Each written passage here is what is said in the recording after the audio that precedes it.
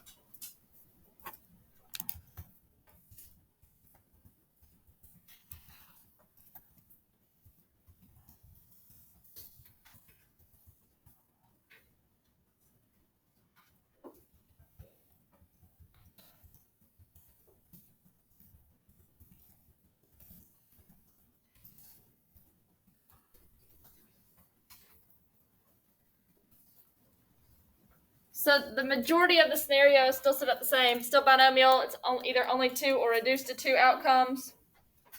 Each trial is independent. Probability of success remains the same each trial.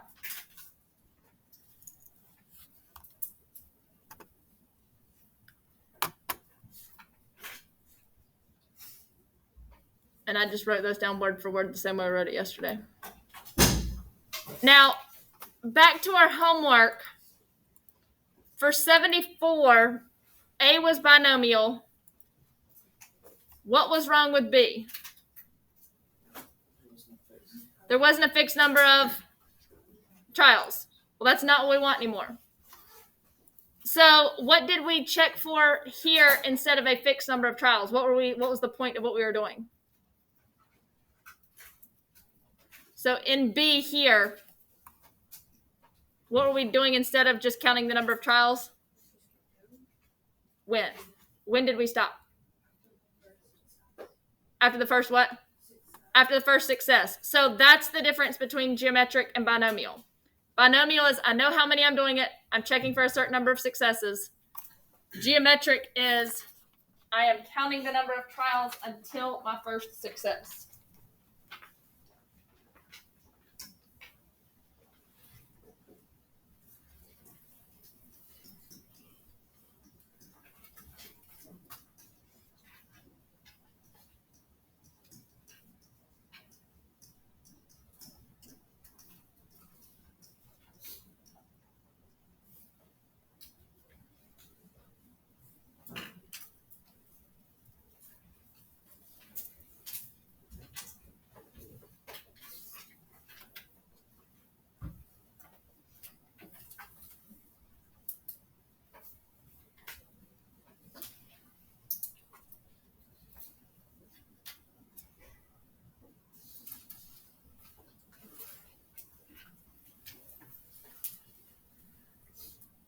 Everything else still stays the same. So instead of writing ones that we have to go all the way through, I just gave you some examples.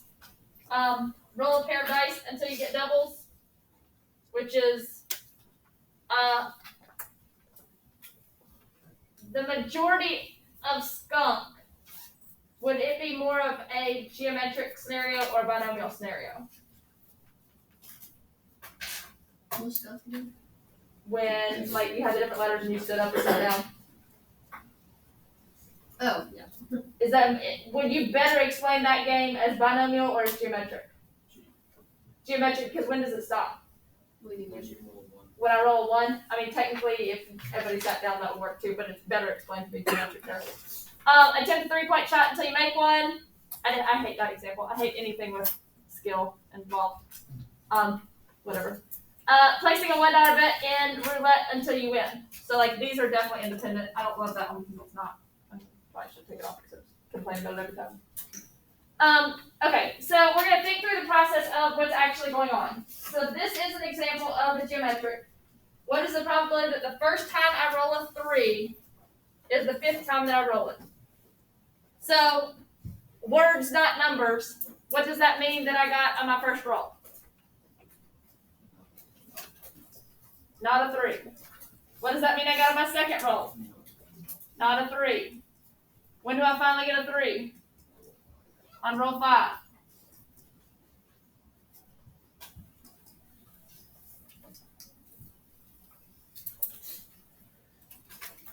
So that's the process of what's going on behind the scenes for geometric. So what is the probability of not rolling a 3 on a die? What is it on my second roll? They're all 5 out of 6 because they're what? Independent. What about roll 5?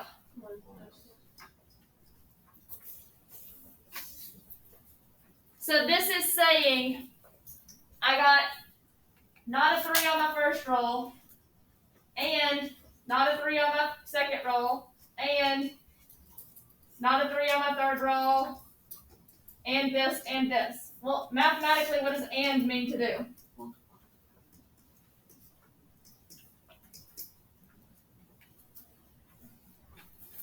Is there a different way that I can write this that's the same formula but kind of condensed better? 5, 6 times 4.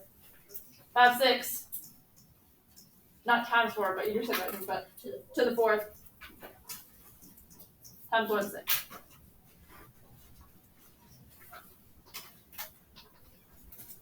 So, in general, what is this 1/6?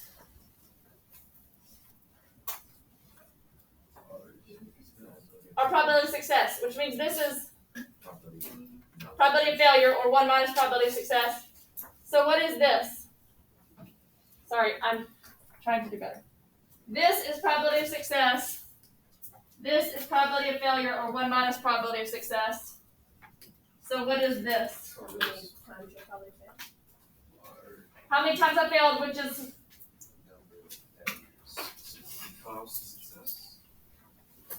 trials before success, or so I rolled this one 5 times, right? So how did I get 4? It is the number of trials that resulted in failure. Trials minus 1, right? Because we wanted 1 success. So because this number is essentially like a what? Because how many successes did I have? 1. How many failures did I have? 4. That is your equation for geometric. That is the whole thing. So if I want to write this,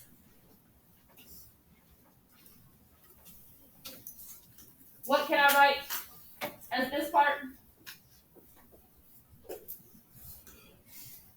Let me do this. What goes here? Which is what? P, just in general. So then what do I write here now that I know that? So the only thing that's missing is this exponent right there.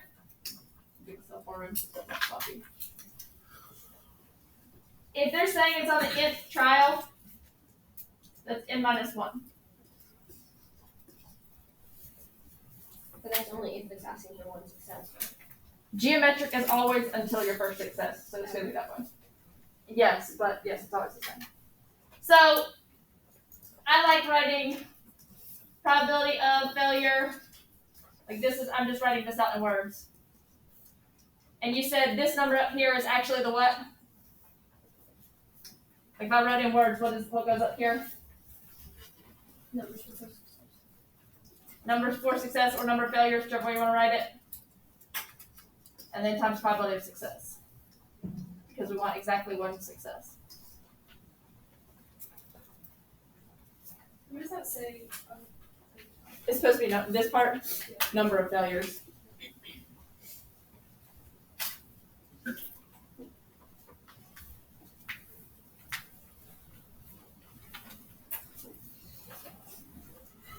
So sometimes if I am doing problems like all together when I have the entire semester's worth of stat together, sometimes I'll do a geometric distribution problem without realizing it, and think through it like this, because it just makes sense of what's going on.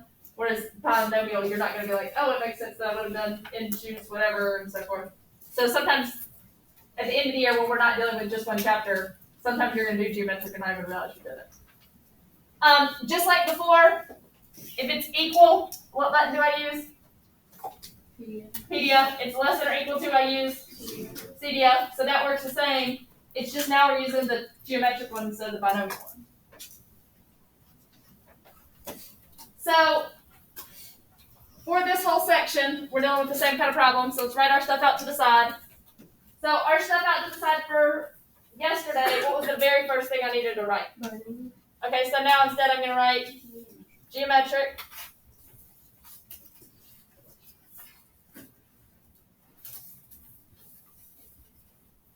What's the next thing I wrote yesterday? Or in the homework? My success. So if you roll it down, what's the probability that your first multiple of 3 is on the third roll? So I'm defining success as what? Multiple of 3. So what else did I have for binomial? P and N. Am I still going to have a probability of success? Yes. What is the probability of rolling one die and getting a multiple of 3? 12/6.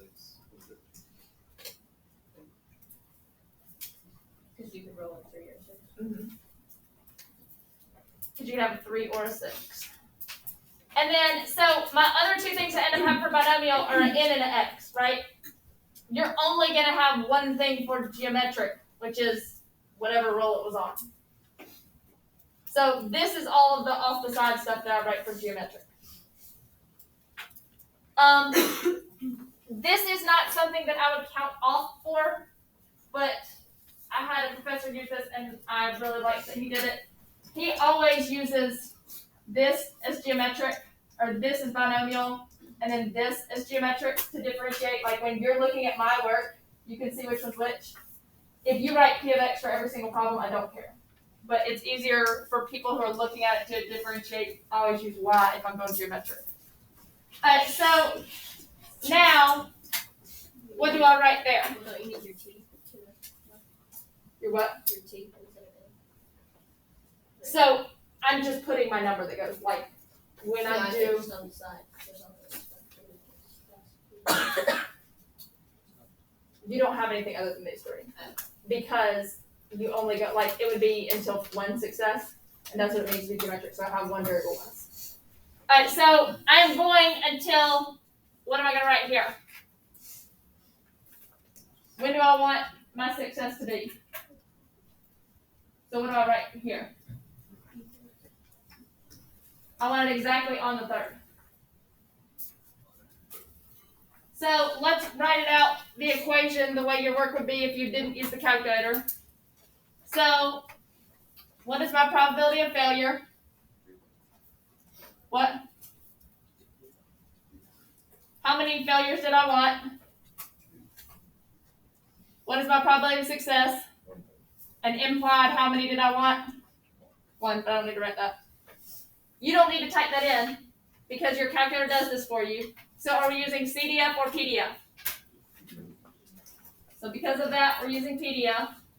So you're going to second distribution, and geometric is at the very, very bottom, so it's usually easier to just go up instead of down.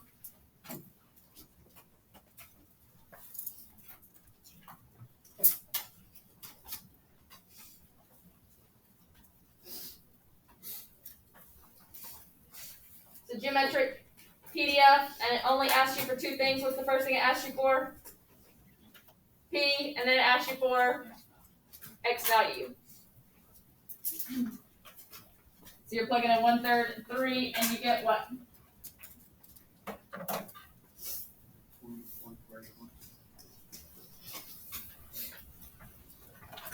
So there's a little bit less than a 15% chance that the first time I get a multiple of 3 is on the third roll. So the math behind writing this, changing this, whatever to get into the calculator is the exact same as yesterday. The only difference was the process to know that I am doing geometric as opposed to binomial. So for B, I'm writing this one as P parentheses Y what? Let's see what And when it's less than or equal to, I use what button? CDF. Now, I don't need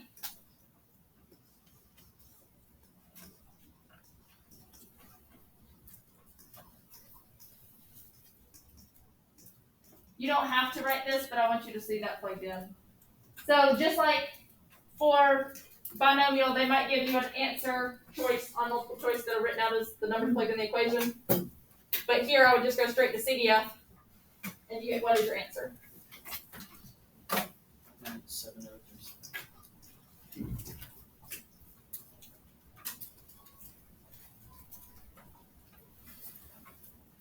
So if you understood yesterday, today gets very similar to that.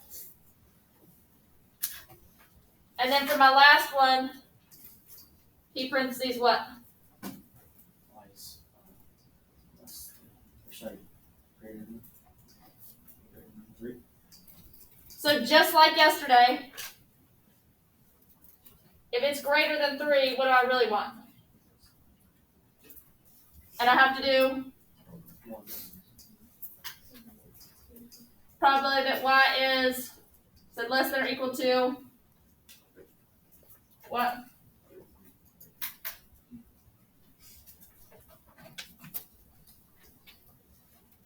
Now, I usually write that one out. I was trying to avoid it because of my next question. Let me answer this first. I'm coming back to what I just did. What is the fewest number of rolls that I could get to have success, to get my first success?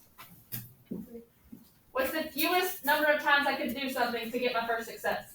But what was it? Yes, what was our fewest number yesterday? So here, when I do my thing of my work off to the side, it would actually start at 1. So I want greater than 3, which is these. So I don't want up to there, and that's how I know that's 3. And you end up getting what here? Or I could write it as 1 minus this answer.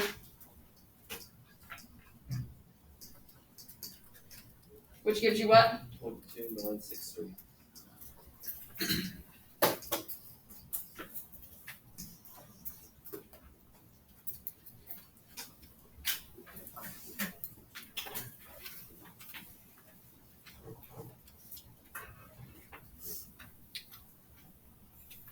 Questions so far?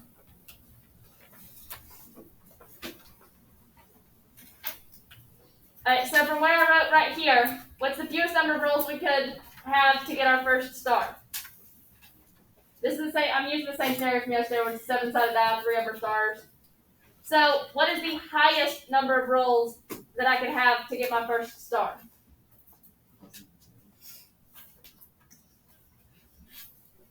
So this is different than yesterday. For binomial, it's asking for what's the fewest number of successes we could have, which was what? 0. And what is the highest number of successes we could have? Whatever your what is. Whatever your n is. So geometric is 1 to infinity, as opposed to binomial, which is 0 to n. Or 0 to n. So when I am writing this one out, let's say I let y be the number of rolls to get the first star.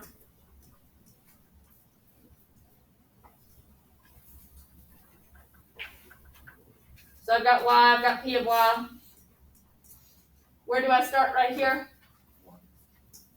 Where do I stop? I don't know.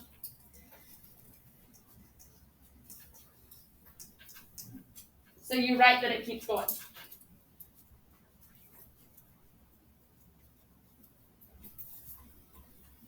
Alright, so before we do these, let's talk about yesterday.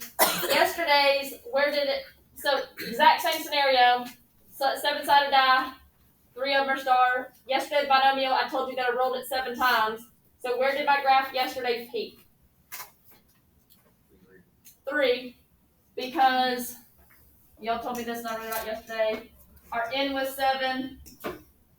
Our probability was 3 out of 7. So I think it would peak at the 3rd, right? But I don't have an n when I'm dealing with geometric, so it's not going to work that way. So type in your PDF for 1. What's the answer to 1? Then you're not thinking. What's the answer to 1?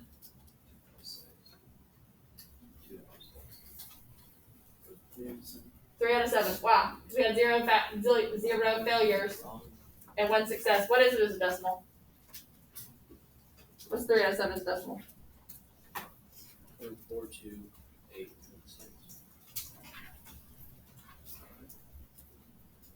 Alright, so let's think about this. I am now taking some decimal number, and what am I definitely multiplying to it? So, don't write what I'm writing. Right now I have a success, and that's it, right? What am I multiplying to that to get this answer?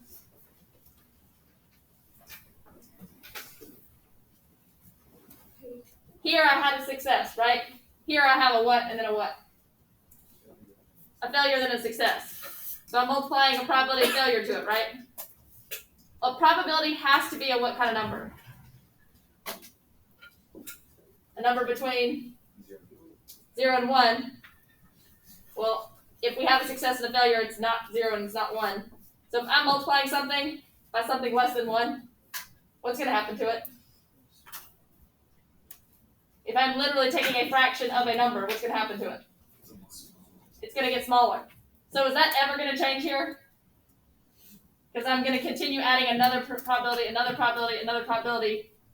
So it's going to keep decreasing, because anytime you multiply by a fraction, take a fraction of a number, it reduces.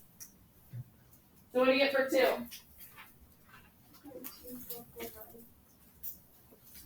So I don't mind writing out these next 3 and not have you type them in. This was 0.1399.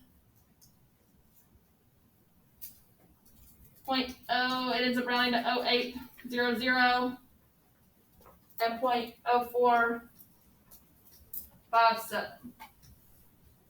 So the point I want you to get across here is it does not peak at the mean like binomial does.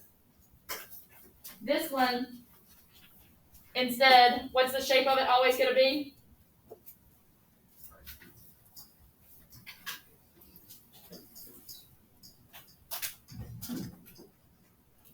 So where is it always going to peak?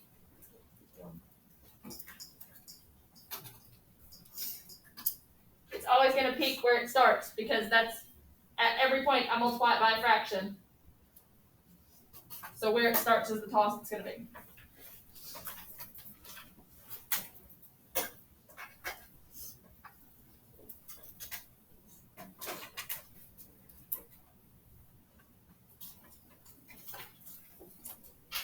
Now, can a binomial be right skewed?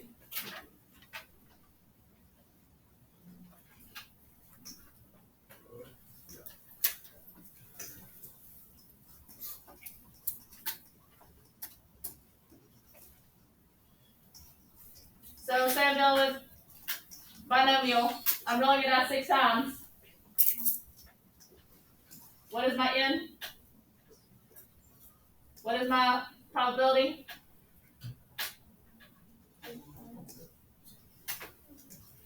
Right? So where would it peak? Now, I'm also going to have something for 0, but this graph ended up looking like that. So binomial, it depends on what your probability is for the shape. I do those really quick.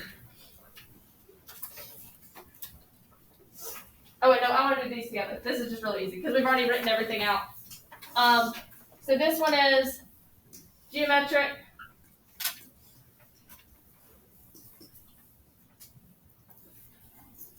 A success is what?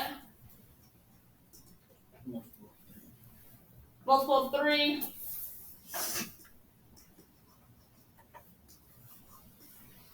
And what is my probability of success? Wait, these are. Did I just copy over the same thing again? That's not where we are, right? We're at. They're different questions, same information. 7 Saturday. Uh, Are we going to count 7 Saturday? I meant to, and I forgot to change the words. Where it says multiple of 3, I meant to write star. That means like. Does that say the same? That's what it says under notes too, right? Yeah. Okay, then let's just change that so we're not doing the same thing. So star.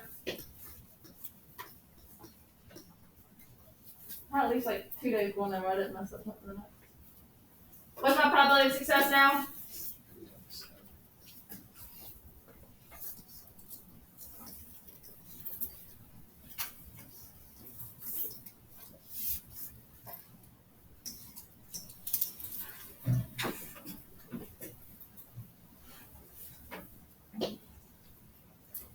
So what do I write for this one? Probability that y what?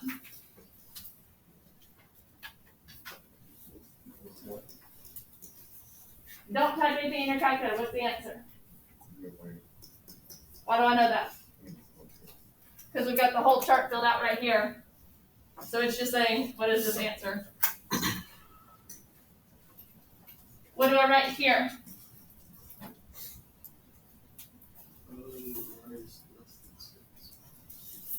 How do I want to rewrite that?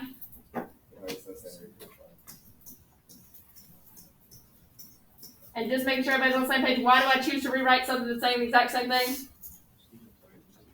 Because if it's a less than or equal to, then I can plug in my calculator. So now I don't have that one written out, so you could add up all of these. But it's just easy to go through CDF in your calculator. So type that in, CDF 5.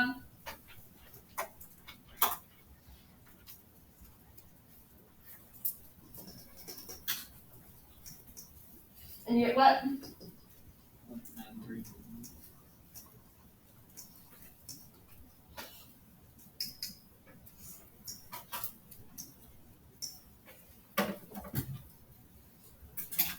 And then what do I write here?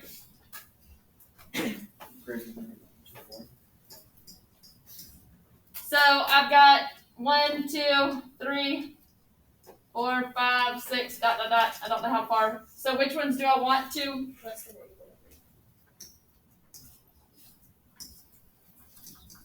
3. And do I want to do just probability or do I want to do complement?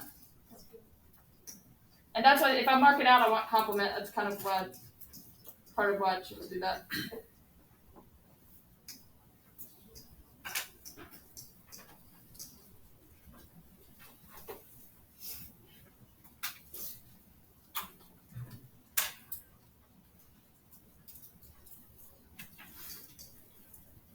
And what do I end up getting there? And some of you are going to write it down, which is fine. And you said I get what? 1866. Yeah. For D, why can't you use PDF? Why do you have to use CDF? So why did I choose video? Yeah. Okay. So anytime, the only 2 things I can do in my calculator is I know that this means PDF and this means CDF, and I don't have any other options. Oh, I So, thought like- PDF was. Okay, yeah. So I don't have any options for that. I don't have any options for that. That's what it's supposed to do.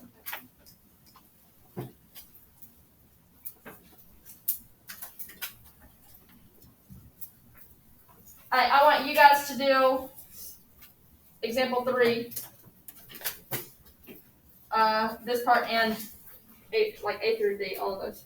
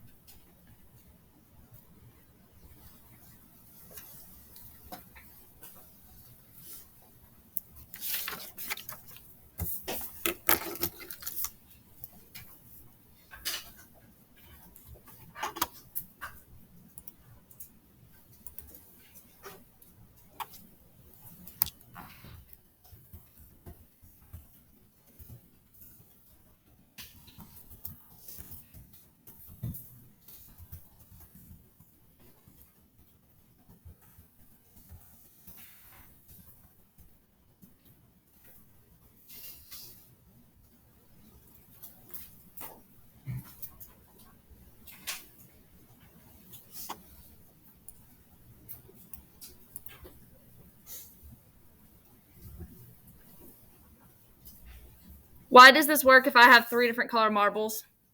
It's only if the blue one happens, something happens. So it's either blue or Not blue. not blue, right? It's only if the blue that something happens.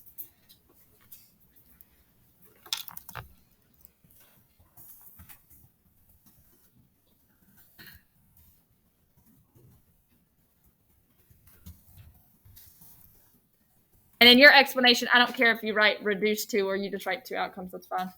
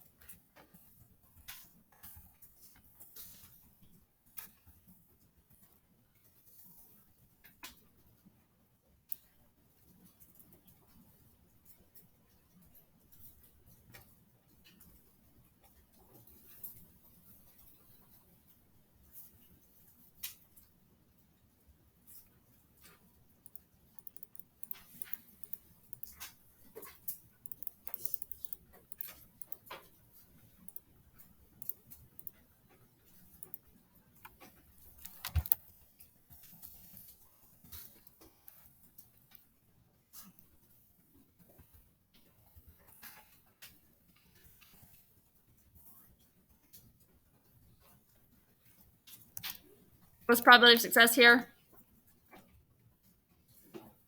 1 out of 4, because 12 out of 48 gives you 1 out of 4.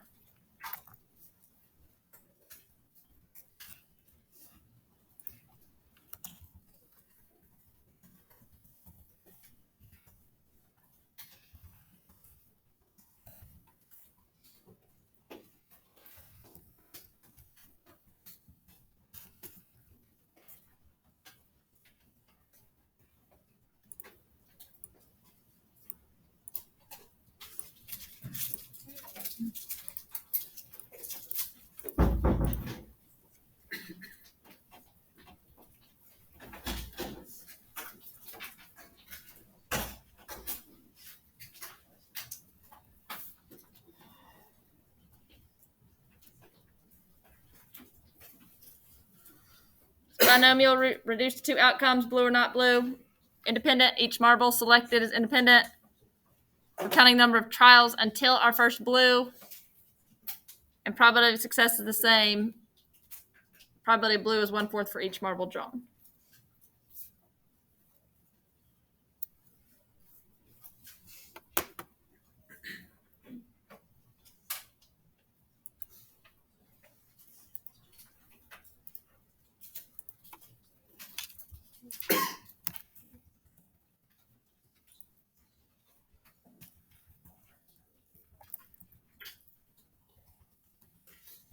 What are we defining as success?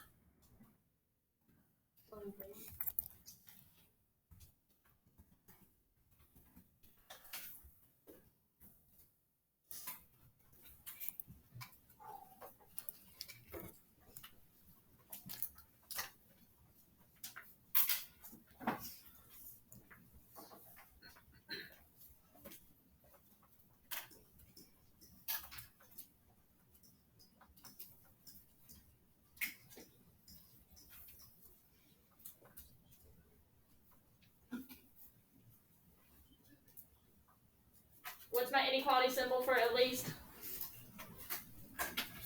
What? It says on, so that's equals. This one just says less than. So part B, leave it or change it? Change it. So right now I have, so when I do stuff like this, if I were to write 0 right there, that would be a major issue grading wise. So like, that's why I make a big point about knowing if it starts at 0 or starts at 1. So I want 6 or greater. So I'm rewriting it as what? I'll be helpful if I could include all numbers.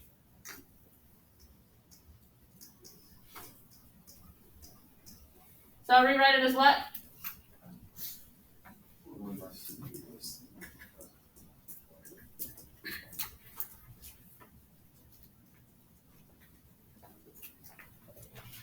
And that gives me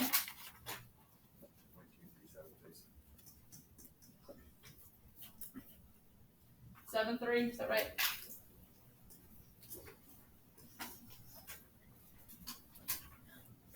So this one I just type in my PDF and get what? 0791. I need to rewrite D. How do I rewrite D?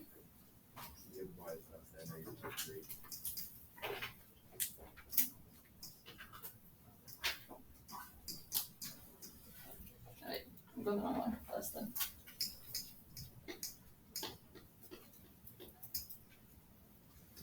I want these, so I rewrite it as less than or equal to, which is 3. And that gives me 5781.